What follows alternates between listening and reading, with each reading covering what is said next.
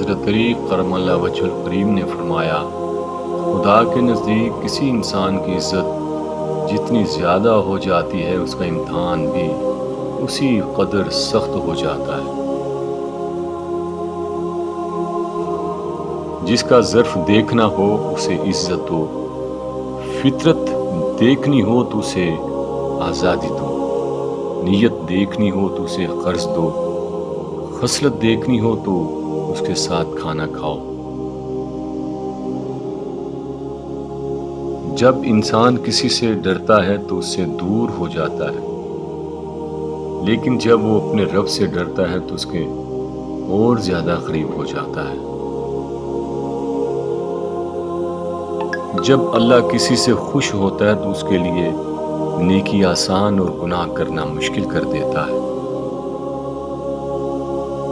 خاموشی ایک عظیم نعمت ہے، خاص طور پر اس وقت جب اختلافات زیادہ ہوں، آوازیں زیادہ بلند ہوں، علم کی کمی ہو اور دلیل کی کوئی اوقات نہ ہو۔ حق کے راستے میں سب سے بڑی سختی یہ ہے کہ انسان تنہا رہ جاتا ہے۔ سکون، کامیابی، ان کے دو ہی طریقے ہیں، یا سب کچھ اللہ کے لیے چھوڑ دو یا پھر سب کچھ اللہ پر چھوڑ دو۔ جس سے محبت کی جائے اس سے مقابلہ نہیں کیا جاتا۔ کسی کو پا لینا محبت نہیں بلکہ کسی کے دل میں جگہ بنا لینا محبت ہے۔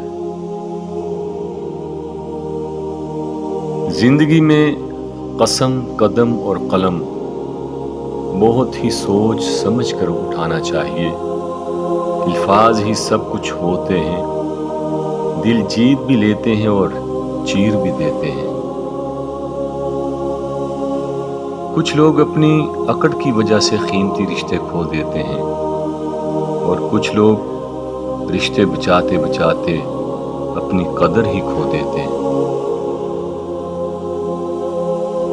مومن میں 4 صفات موجود ہوتی ہیں: کمال عقل، نیک کاموں کی رغبت، برے کاموں سے نفرت، وہ حلم اور بردباری جس سے ہر کوئی راضی اور خوش ہو۔